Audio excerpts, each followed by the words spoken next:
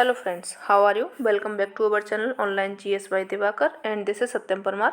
Friends, जो अपना series चल रही है 10,000 प्लस क्वेश्चंस वाली, जिसमें कि अपन PYQs एंड MCQs डिस्कस करेंगे, जो कि टोटली आपके ज्योग्राफी से संबंधित रहेंगे। उसमें जितने भी क्वेश्चंस ज्योग्राफी से हुए हैं पेपर्स, उन सभी को डिस्कस किया जाएगा। जिसमें अभी हम PGT के पेपर डिस्कस कर रहे थे, इसमें 20 साल के पेपर्स अपन डिस्कस करते हैं। तो इसमें अपना जो पेपर अभी चल रहा है 2006 का पेपर इसमें डिस्कस कर रहे हैं, जिसका कि पार्ट फर्स्ट कंप्लीट कर लिया गया है, जो कि पूरा एक्सप्लेनेशन यानी कि व्याख्या के साथ में हमने डिस्कस किया हुआ है। ये आज का पार्ट सेकंड है। तो अगर अभी तक आपने चैनल को सब्सक्राइब नहीं किया है तो आप चैनल को सब्सक्राइब कर लें। एंड इसके अलावा आपका एक अदर चैनल है जो कि यूट्यूब चैनल ही है, जो है आपका स्टडी PYQs के नाम से, जिसमें आपको जो ये PYQs हैं वो कंप्लीट सीरीज़ वाइज मिल जाएंगे। सभी आपको वहाँ पर देखने को मिल जाएंगे। और अगर आप ऐप डाउनलोड करना चाहते हैं तो आप प्ले स्टोर से ये ऐप भी डाउनलोड कर सकते हैं, GS बाय दिवाकर सर। इसमें आपको जो बैच हैं वीडियो लेक्चर एवं PDF के फॉर्म में मिल जाएंगे, यहाँ से आप उनको भी देख सकते हैं। तो चलिए अपना आज का सेशन शुरू करते हैं। शेयर आप अपने फ्रेंड्स तक इसको ज़रूर करिएगा। चलिए पहला क्वेश्चन है इसमें आपका, निम्नलिखित में से कौन शहर भारतीय रेल का मंडल मुख्यालय नहीं है? कौन सा शहर है ये आपका? हाजीपुर, जबलपुर, पटना या फिर इलाहाबाद। जो आपका पटना शहर है ये क्या है? भारतीय रेल का मंडल मुख्यालय नहीं है। बाकी के हाजीपुर, जबलपुर एवं इलाहाबाद तीनों आपके कैसे हो जाएंगे? ये भारतीय रेल के मंडल मुख्यालय हो जाएंगे। ठीक है, व्याख्या इसकी देख लेते हैं। वर्तमान में रेलवे जोनों की जो संख्या है टोटल कितनी है? 18 है। भारत में रेलवे का आरंभ जो हुआ था 16 अप्रैल 1853 में हुआ था, जबकि पहली रेलगाड़ी जो चलाई गई थी मुंबई से ठाणे के बीच में चलाई गई थी, जो कि कितनी किलोमीटर की दूरी पर चलाई गई थी? ये 34 किलोमीटर की दूरी इसकी रखी गई थी। पटना भारतीय रेलवे का मुख्यालय नहीं है और बाकी के सभी भारतीय रेलवे के मुख्यालय हो जाएंगे, जोन्स में ये शामिल हो जाएगा। ठीक है, चलिए आगे बढ़ेंगे। दिए गए भारतीय राज्यों के गठन का निम्नलिखित में से कौन सा सही कालानुक्रम है? कौन सा हो जाएगा ये आपका? हिमाचल प्रदेश, सिक्किम, गुजरात, हरियाणा या फिर गुजरात, हरियाणा, हिमाचल प्रदेश, सिक्किम, हिमाचल प्रदेश, हरियाणा, गुजरात एवं इस गुजरात, सिक्किम, हरियाणा, हिमाचल प्रदेश। तो जो आपका सही कालानुक्रम हो जाएगा गठन राज्य का, यानी पहले किसका हुआ था बाद में किसका हुआ था उसको, तो ये आपका हो जाएगा गुजरात, हरियाणा, हिमाचल प्रदेश एवं सिक्किम।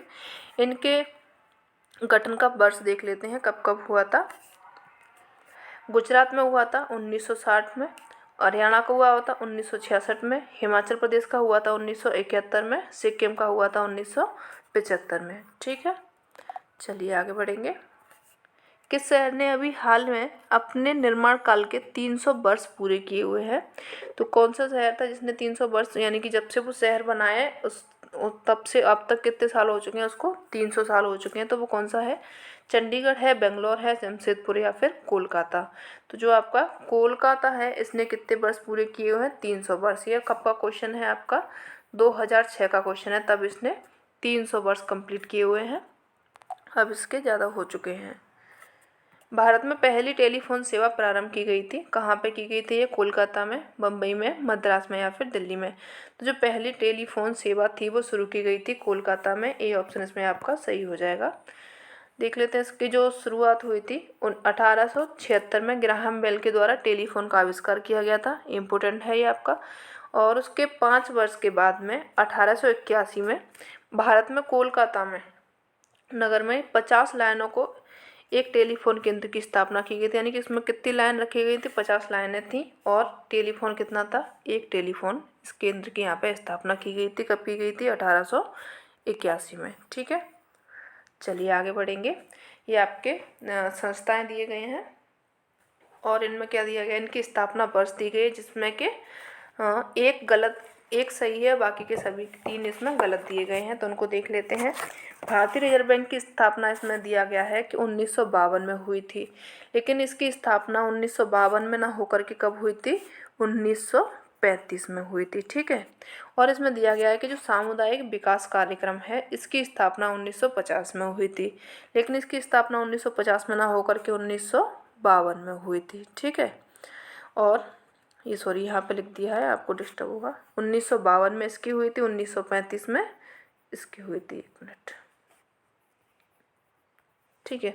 और ये योजना आयोग इसमें दिया गया है कि योजना आयोग की स्थापना 1935 में हुई थी, तो ये भी गलत है। इसमें आपका जो 19 योजना आयोग है इसकी स्थापना जो हुई थी 1950 में हुई थी, ठीक है। और इसमें भारतीय जीवन बीमा निगम की जो स्थापना है 1956 बताई गई है, तो ये आपका बिल्कुल सही बताया गया है। तो इसका जो ऑप्शन सही हो जाएगा आपका डी ऑप्शन इसमें आपका करेक्ट हो जाएगा, ठीक है। चलिए, ये इसकी स्थापना वर्ष है, देख लेते हैं। डेट भी इसमें दी गई है। जो भारतीय रिजर्व बैंक है इसकी स्थापना 1 अप्रैल 1935 को हुई है। सामुदायिक विकास कार्यक्रम की स्थापना 1952 को। योजना आयोग की स्थापना 15 मार्च 1950 को हुई थी। और भारतीय जीवन बीमा निगम की स्थापना 1 सितंबर 1956 से हुई है। सभी डेट इम्पोर्टेंट है, आप डेट को याद कर लेंगे। नेक्स्ट क्वेश्चन इसमें आपका पीके शेफर द्वारा प्रतिपादित प्रादेशिक भूगोल की अवधारणाएं व विशेषताएं निम्नलिखित में से किन देशों से संबंध रखती हैं? किन देशों से रखती हैं ये? विकसित देशों से, विकासशील देशों से, संक्रमणशील देशों से, या फिर उपरोक्त में से कोई नहीं। तो जो पीके शेफर महोदय हैं उनके द्वारा जो प्रादेशिक भूगोल की अवधारणा है वो विकसित देशों से संबंधित रखती हैं, ना कि विकासशील। डेवलपमेंट एवं जो डेवलप्ड एवं डेवलपिंग, ये होता है आपका विकसित देशों से किसकी योजना रखती हैं? ये पीके शेफर की, ठीक है। चलिए आगे बढ़ेंगे। निम्नलिखित में से किस देश से होकर के भूमध्य रेखा नहीं गुजरती है? Venezuela, Colombia, Ecuador, Brazil. तो ये जो आपकी वेनेजुएला है यहाँ से होकर के भूमध्य रेखा जो आपका विषुवत रेखा है वो नहीं गुजरती है। बाकी की कोलंबिया, इक्वाडोर, ब्राज़ील से होकर के गुजरती है, ठीक है। चलिए आगे बढ़ेंगे। निम्नलिखित में से कौन सा देश जाति आत्महत्या की समस्या का सामना कर रहा है? जिसमें जाति की वजह से, जाति भेदभाव की वजह से वहाँ पे आत्महत्या हो रही हैं, तो इसका कौन सा देश हो जाएगा? ये आपका ऑस्ट्रेलिया, फ्रांस, नॉर्वे या फिर इटली।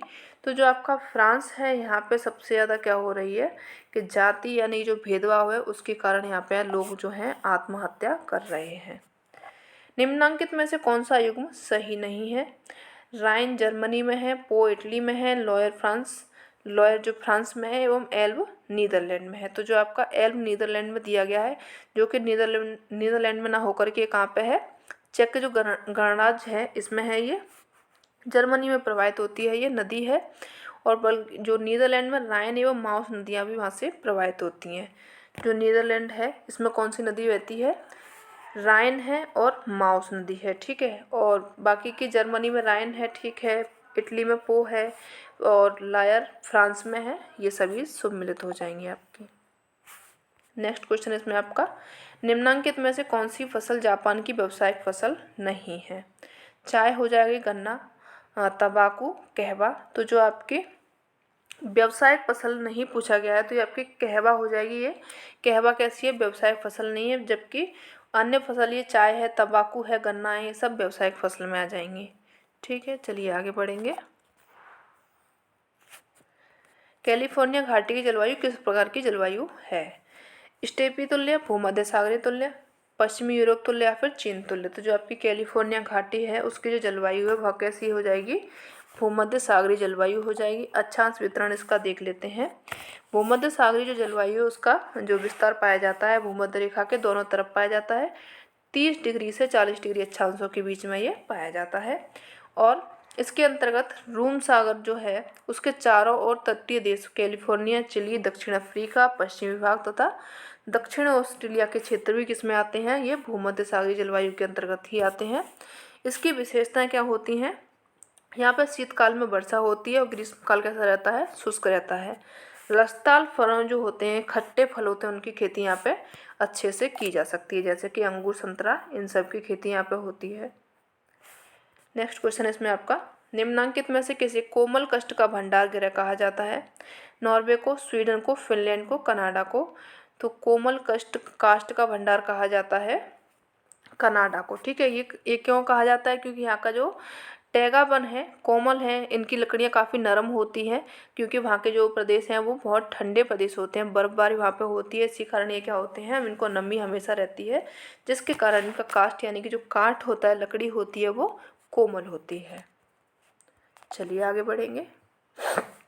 गंगा के मैदानी भाग में पुरातन जलोढ़ मिट्टी को कहा जाता है? भाबर, बांगर, खादर, तराई। तो जो गंगा के मैदानी भाग हैं उनमें जो जलोढ़ मिट्टी होती है उसको कहा जाता है बांगर। ठीक है, ये आप याद रखेंगे।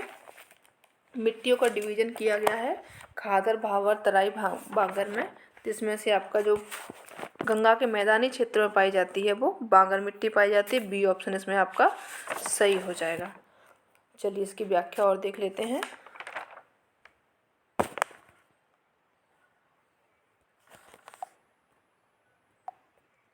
इसमें भावर, बांगर, खादर, इन मिट्टियों को भी जान लेते हैं। भावर क्या होती है आपकी, जो भावर होती है ये जो शिवालिक वाला पार्ट है अपना हिमालय का, जो शिवालिक है सबसे एंड में पार्ट आता है हिमालय का दक्षिण में, इसको पाद पार्ट भी कहा जाता है। इसके जो क्षेत्र में पाई जाती है शिवालिक के पद पर जो जमा होती है उसको भावर मिट्टी कहा जाता है। ठीक है, भावर जो इसकी अगर चौड़ाई पर आप देखेंगे यहाँ से यहाँ तक तो ये 8 से 10 किलोमीटर तक ये चौड़ी पाई जाती है। और अगर नदियों के बीच में इसका वितरण देखेंगे तो सिंधु से तीस्ता नदी तक अगर आप जाएंगे तो यहाँ पे आपको कौन सी मिट्टी देखने को मिलेगी, ये भावर प्रकार की मिट्टी देखने को मिलेगी। और यहाँ पे क्या होता है, ये जो भावर होता है यहाँ पे जो शिवालिक होता है, शिवालिक के पद में है, तो यहाँ पे जो उनके पत्थर होते हैं काफ़ी बड़े बड़े होते हैं। इस तरीके के यहाँ पे जो मोटे कंकड़ पत्थर पाए जाते हैं। और इनमें क्या होता है कि नदियाँ जब आती हैं हिमालय से तो इनमें नदियाँ विलुप्त हो जाती हैं। तो एक यहाँ पे पूछा जाता है कि कौन सी जगह पर आकर के नदियाँ जो कि लुप्त हो जाती हैं या फिर विलुप्त हो जाती हैं, तो ये हो जाएगा आपका भावर, जो ऐसा मैदान होता है जहाँ पे जो नदियाँ होती हैं वो विलुप्त हो जाती हैं, क्योंकि उनके जो इतने मोटे मोटे जो पत्थर कंकड़ होते हैं इनमें क्या होती है, थोड़ी थोड़ी सी संधियाँ होती हैं, इनमें से रिस करके नदियाँ नीचे चली जाती हैं और पानी जो है ऊपर दिखाई नहीं देता है। ये भावर क्षेत्र होता है और ये कृषि के लिए बिल्कुल ही अनुपयोगी होता है, कोई इसमें कृषि का कार्य नहीं होता है। ठीक है, क्योंकि जब पानी ही नहीं है, मिट्टी ही नहीं है, कंकड़ पत्थर में कौन सा पेड़ आप लगा लोगे, तो ये आपका हो जाएगा भावर। तराई में अगर आप आओगे, भावर के बाद में आपका जो क्षेत्र आता है वो तराई क्षेत्र होता है। तराई क्षेत्र एक दलदली क्षेत्र होता है। यहाँ पे क्या होता है, ये इसकी अगर चौड़ाई अगर पूछी जाए तो आप बता सकेंगे कि 10 से 20 किलोमीटर इसकी चौड़ाई पाई जाती है। ठीक है, इसमें जो नदियाँ होती हैं ऊपर आती हैं। नदियाँ ऊपर क्यों आती हैं, क्योंकि जो पहले तो आपके पत्थर कंकड़ कैसे थे, बड़े बड़े थे, लेकिन आगे चल के इन पत्थर जो भारी थे वो ऊपर रह गए, नदियों के बहाव के कारण ये ऊपर से आते हैं। लेकिन कहीं तो नदी का वेग कम होगा और उनके कारण ये जो मोटे मोटे पत्थर हैं वो ऊपर ही रह गए। उससे आगे अगर आप जाएंगे तो आपको छोटे छोटे कंकड़, मिट्टी, गाद, सिल्ट, ये सब देखने को मिलेगी। तो इसमें क्या होता है, दलदल टाइप का बन जाता है और जो नदियाँ होती हैं, नदियों का पानी होता है वो ऊपर आ जाता है। और इसमें इसके कारण क्या होता है, जो ऑर्गेनिक मैटर होते हैं ना वो इसमें ज़्यादा होते हैं। यहाँ पे काफ़ी सारे ऑर्गेनिक मैटर पाए जाते हैं और नाइट्रोजन भी अगर यहाँ पे देखा जाए तो वो अच्छा मिल जाता है। लेकिन एक क्वेश्चन इसमें पूछा जाता है कि फॉस्फेट की कमी पाई जाती है, वो कौन से क्षेत्र में पाई जाती है, तो ये आपका तराई क्षेत्र होता है जहाँ पे कि फॉस्फेट की कमी पाई जाती है। ठीक है, तो ये आप तराई क्षेत्र के बारे में भी याद रखेंगे। इतने जो इम्पोर्टेंट जो पॉइंट्स हैं ये बता रही हूँ आपको। नेक्स्ट है इसमें आपका बांगर। बांगर क्या होता है, इसको पुरानी जलोढ़ कहा जाता है। इसमें पूछा गया है ना पुरातन जलोढ़, इसमें पुरातन लिखा गया है तो पुरानी जलोढ़ या फिर पुरातन जलोढ़, दोनों ही इसका नाम सही है। बांगर में क्या होता है, पुरानी जलोढ़ होती है और इसमें क्या होता है, ह्यूमस की जो अधिकता होती है, क्योंकि यहाँ पे नदियाँ काफ़ी टाइम तक नहीं आ पाती हैं, अपना जो अपर्दन इसका हर बार नहीं हो पाता है नदियों से। जब नदियाँ इस तरीके से बह रही हैं और ये जो जलोढ़ बांगर वाला क्षेत्र है ये कहाँ पर रह जाता है, यहाँ पर कहीं बन जाता है, लेकिन नदियों का वेग कम हो जाता है तो इस जगह तक नदियाँ ना पहुँच पा करके इस जगह चली जाती हैं और यहाँ पे क्या अपना निक्षेप जमा नहीं कर पाती हैं। तो ये जो आपका ये वाला जो क्षेत्र था ये कैसा रह जाएगा, बांगर तरीके का, यानी कि पुरानी जलोढ़ मिट्टी ये रह जाएगी, जिसमें कि ह्यूमस की तो अधिकता खूब रहती है। लेकिन यहाँ और मिट्टी का जो कलर यहाँ पे पूछा जाए तो आप डार्क कलर बताएंगे। डार्क कलर यहाँ पे मिलता है, कंकड़ भी छोटे छोटे देखने को मिल जाएंगे यहाँ पे। और बांगर का अगर लोकल नेम पूछा जाए, ये भी पूछा जाता है, तो लोकल नेम इसको बरिंद बोला जाता है। बरिंद प्लेन, ये इसको बंगाल में बोला जाता है। क्या बोला जाता है इसको, बरिंद। ठीक है, एक मिनट, बरिंद बोला जाता है बंगाल में। एवं भुर बोला जाता है। भुर ये बोला जाता है कहाँ पे, जो गंगा यमुना के बीच का क्षेत्र है वहाँ पे इसको भुर बोला जाता है। और भी इसके अन्य नाम है, जैसे रेव हो जाएगा, कल्लर हो जाएगा, ये सब बांगर मिट्टी के ही नाम है, तो ये आप याद रखेंगे, इम्पोर्टेंट हो जाएगा आपका ये भी। नेक्स्ट आता है आपका खादर। ठीक है, खादर यानी कि खाने योग्य, मान सकते हैं आप। खाने योग्य यानी कि इसको नई नई जलोढ़ के नाम से जाना जाता है। नई जलोढ़ के नाम से जाना जाता है यानी कि यहाँ पे नदियाँ आती हैं, अपना निक्षेप हर साल हर टाइम यहाँ पे जमा करती हैं, और इसमें इसका जो कलर होता है हमेशा नया होता है, यानी कि हल्का कलर होता है। काफ़ी उपजाऊ भी होती है ये। यहाँ पे कृषि सबसे अच्छी मानी जाती है, जो नई जलोढ़ मिट्टी होती है कृषि के लिए ये काफ़ी अच्छी मानी जाती है। और इसमें जो इसके अन्य नाम भी है, यहाँ पे जो खादर मिट्टी है इसको जलोढ़ कहा जाता है। और जलोढ़ जो है पंजाब में अगर आप जाएंगे तो पंजाब में इनको बेट्स के नाम से जानते हैं। ठीक है, किस नाम से जाने जाते हैं, बेट्स। ठीक है, बेट्स या फिर बेत इसको कहा जा सकता है पंजाब में, ये नाम भी आप याद रखेंगे। तो ये आपकी चारों मिट्टियाँ कंप्लीट हो गई हैं, इनके बारे में आप याद रखेंगे, क्वेश्चन इनमें से पूछा जाता है। ठीक है, चलिए बाकी की व्याख्या आपकी यही दी गई है, कम दी गई है, हमने आपको डिटेल में बता दिया है। आगे बढ़ेंगे, नेक्स्ट क्वेश्चन इसमें आपका निम्नांकित में से कौन सा क्षेत्र लोअर एस्क से संबंधित नहीं है, पूछा गया है। राजमहल है, आदिलाबाद है, रत्नागिरी है, अनंतगिरी है। तो जो आपका लो एस्क से संबंधित नहीं क्षेत्र हो जाएगा, ये हो जाएगा आपका अनंतगिरी। ये किससे संबंधित नहीं है, लो एस्क से। बाकी के जो आपके राजमहल है, आदिलाबाद है, रत्नागिरी है, ये सब लो एस्क से संबंधित हैं। ठीक है, नेक्स्ट क्वेश्चन इसमें आपका कौन से राज्य में अदरक का सबसे अधिक उत्पादन होता है। बिहार है, छत्तीसगढ़ है, झारखंड है, मध्य प्रदेश है। तो जो आपका झारखंड राज्य है, यहाँ पे क्या होता है, अदरक का सबसे ज़्यादा उत्पादन होता है। ठीक है, अभी अगर वर्तमान में पूछा जाए, जो प्रेजेंट में टाइम चल रहा है, इसमें सबसे बड़ा जो उत्पादन होता है अदरक का, वो आंध्र प्रदेश में होता है। आंध्र प्रदेश के बाद में राजस्थान में होता है। ये क्वेश्चन कब का है, 2006 का है। उस टाइम अदरक का उत्पादन झारखंड में हो रहा था।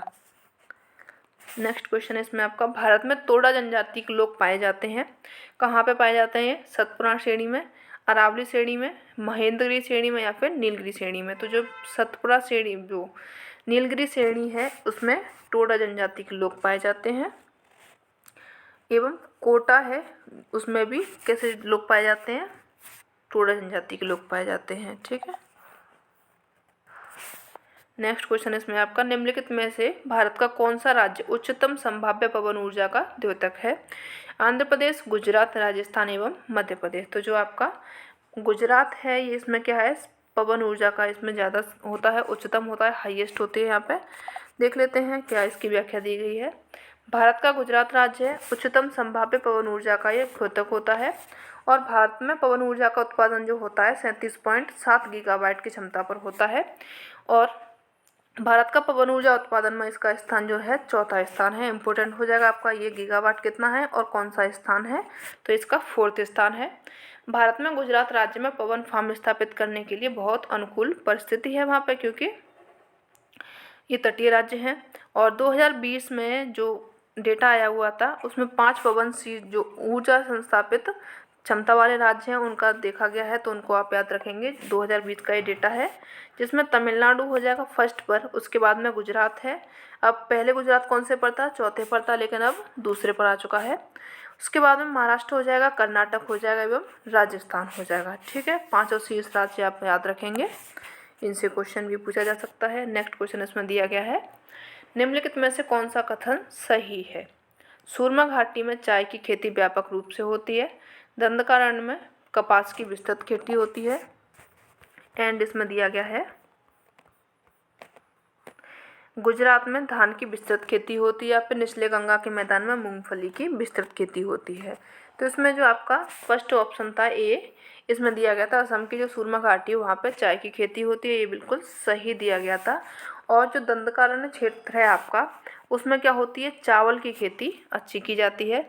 और गुजरात के जो तटीय क्षेत्र हैं, जो कोस्टल मैदान हैं, वहाँ पे धान की खेती नहीं की जा सकती है, जबकि निचले गंगा के मैदान में चावल की खेती की जाती है। ठीक है, चलिए आगे बढ़ेंगे। वर्तमान समय में केरल रबर उत्पादन में अग्रणी राज्य है और रबर वृक्षारोपण में मुख्य रूप से केंद्रीभूत है। कौन सा क्षेत्र है ये केरल का पूछा गया है इसमें। एर्नाकुलम इडुक्की, वयनाड कारसोद में, एंड कोट्टायम क्विलोन में, त्रिचूर बालघाट में। तो जो आपका कोट्टायम है क्विलोन में, ये क्या है, रबर के उत्पादन में मुख्य रूप से आता है, बाकी के नहीं है। ठीक है, चलिए आगे बढ़ेंगे। ये आपके स्टील प्लांट्स हैं और उनके लो एस का स्रोत पूछा गया है, कौन सा कहाँ पे है। तो इसमें आपका सही हो जाएगा जमशेदपुर। ये है गुरु माहिसानी खाने हैं। विश्वेश्वरैया के लिए जो लोयस का स्रोत आता है, यानी कहाँ से इसको जो कच्चा लोहा है वो प्राप्त होता है विश्वेश्वरैया को, ये केमानगुड़ी खानों से होता है। भिलाई को कहाँ से होता है, डल्ली जो राजहरा सीढ़ियाँ हैं वहाँ से इसको लोयस प्राप्त होता है। दुर्गापुर को बुलानी खानों से प्राप्त होता है। खाना आप जरूर देख लीजिएगा क्योंकि यहाँ से क्वेश्चन जरूर पूछा जाता है। चलिए आगे बढ़ेंगे। भारत के सबसे बड़ी बहुउद्देशीय नदी घाटी परियोजना नागार्जुन सागर परियोजना है, भाखड़ा नागल बांध है, दामोदर घाटी परियोजना या फिर महानदी घाटी परियोजना है। तो सबसे बड़ी जो बहुउद्देशीय परियोजना हो जाएगी आपकी, ये भाखड़ा नागल परियोजना हो जाएगी, जो कि पंजाब, हरियाणा, राजस्थान राज्य सतलज नदी पर ये बनाई गई है। इम्पोर्टेंट आपका ये हो जाएगा, कौन सी नदी पर बनाई गई है, ये सतलज नदी पर बनाई गई है। 3 राज्य इसमें शामिल हो जाएंगे, जो कि कौन कौन से हो जाएंगे, पंजाब है, हरियाणा है एवं राजस्थान है। भाखड़ा बांध संसार का सबसे ऊंचा एवं गुरुत्वीय बांध हो जाएगा।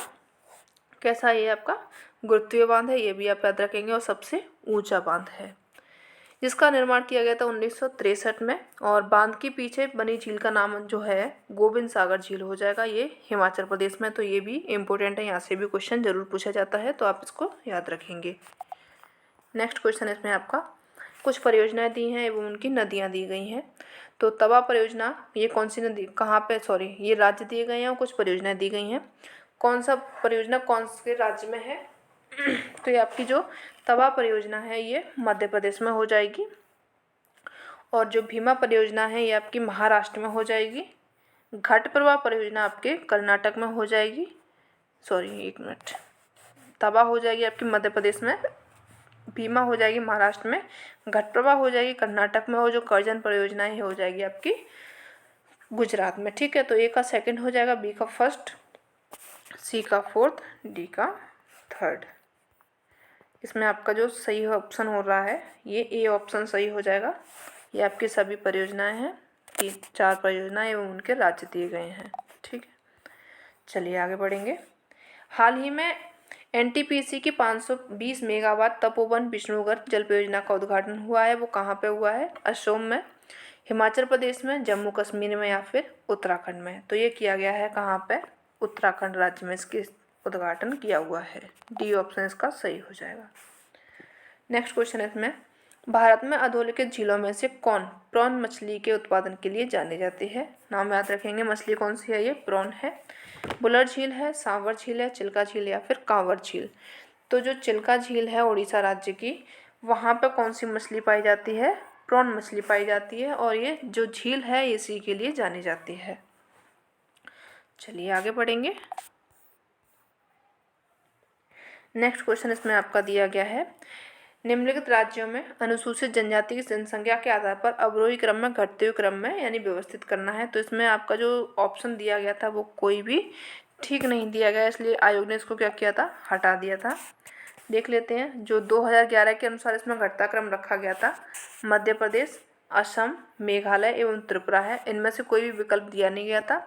और अगर 2011 में देखा जाए तो पहले मध्य प्रदेश था, उसके बाद में असम से पहले कौन आ गया, महाराष्ट्र आ गया, और मेघालय की जगह पर उड़ीसा आ गया और राजस्थान आ गया, उसके बाद में त्रिपुरा आ गया। ठीक है, ये क्या है, अनुसूचित जनसंख्या के ये राज्य हो जाएंगे।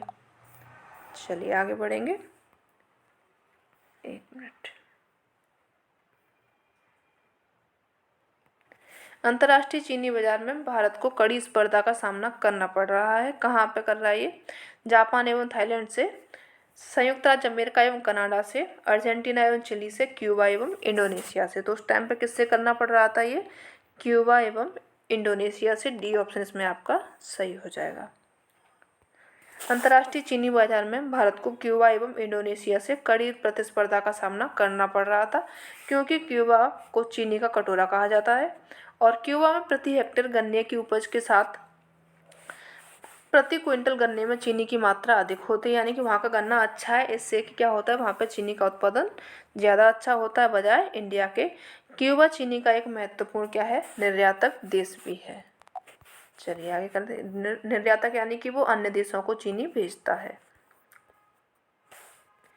नेक्स्ट है इसमें आपका डिंका जनजाति, जिसके सदस्य विश्व में सबसे लंबे व्यक्तियों में से होते हैं और जो अक्सर चर्चा में रहते हैं, निम्नलिखित देशों में से किससे संबंधित हैं।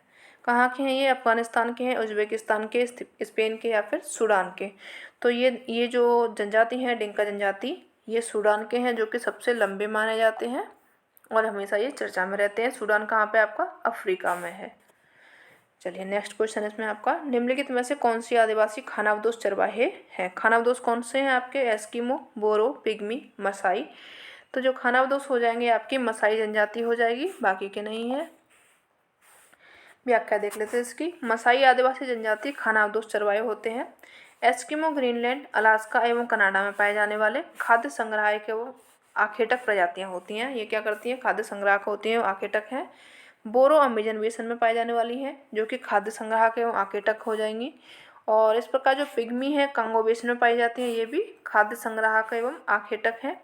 अफ्रीका के केन्या, उत्तरी तंजानिया, पूर्वी युगांडा के पठारी प्रदेशों में ये जो कांगो जो पिग्मी जनजाति है ये कहाँ पे रहती है, केन्या, उत्तरी तंजानिया एवं पूर्वी युगांडा के जो पठारी क्षेत्र है वहाँ पे रहती है। चलिए आगे बढ़ेंगे। निम्नांकित में से कौन सी समस्या नगरीकरण का प्रभाव नहीं है। नगरीकरण का प्रभाव इसमें नहीं है पूछा गया है। तो ये जलवायु गुंबद, ऊष्माद्वीप, अम्लवृष्टि या फिर विकिरण खिड़की। तो जो विकिरण खिड़की है ये कोई नगरीकरण से कोई भी संबंधित नहीं है, बाकी के ये सभी नगरीकरण से संबंधित हो जाएंगे। ठीक है, चलिए व्याख्या देख लेते हैं इसकी। जलवायु गुम्मद, ऊष्माद्वीप एवं अम्लवृष्टि नगरीकरण की देन है, जबकि विकिरण खिड़की क्या है, नगरीकरण का कारण एवं प्रभाव कुछ भी नहीं है। विकिरण खिड़की जो होती है हिमाच्छादित उच्च पर्वतों से संबंधित होती है, यानी कि उच्च हिमाच्छादित क्या होता है, जो कि बर्फ से ढके हुए जो पर्वत होते हैं उससे संबंधित होता है। अनेक प्रदूषक नगरों के ऊपर स्थित वायुमंडलीय परिवेश में एकत्र होकर एक मोटी परत का ही निर्माण करते हैं, जिसे कि जलवायु गुम्मद कहा जाता है। उच्च तापमान की विषमता को ऊष्मा द्वीप कहा जाता है, यानी कि हाई टेम्परेचर जो हो जाएगा उसको क्या कहा जाता है, ऊष्मा द्वीप कहा जाता है। नेक्स्ट है इसमें आपका, विश्व में अधोलिखित घनी जनसंख्या वाले क्षेत्रों में कौन मुख्य रूप से कृषि पर आधारित नहीं है। कौन हो जाएगा, यहाँ पे जनसंख्या घनी है लेकिन फिर भी वो कृषि पर आधारित नहीं है। तो मिस्र में नील नदी की घाटी, चीन का मैदानी भाग, जावा द्वीप या फिर उत्तर पूर्वी संयुक्त राज्य अमेरिका है। तो जो आपका उत्तर पूर्वी संयुक्त राज्य अमेरिका है, यहाँ पे क्या है, जनसंख्या तो घनी है लेकिन ये क्या है, कृषि पर आधारित नहीं है। ठीक है, इसमें क्या होता है, उत्तर पूर्वी क्षेत्र में मिश्रित कृषि एवं डेयरी फार्मिंग अति अल्प मात्रा में की जाती है, यानी कि बहुत ही कम मात्रा में यहाँ पे जो कृषि की जाती है उत्तर पूर्वी अमेरिका जो है वहाँ पे मिश्रित कृषि एवं डेयरी फार्मिंग की जाती है। किंतु संयुक्त राज्य अमेरिका का वह क्षेत्र औद्योगिक क्रियाओं का क्या है, एक महत्वपूर्ण केंद्र है, प्रमुख केंद्र है। वहाँ पे औद्योगिक विकास इतना ज़्यादा है कि उन लोगों को कृषि करने की ज़रूरत ही नहीं पड़ती है। ठीक है, चलिए आगे बढ़ेंगे।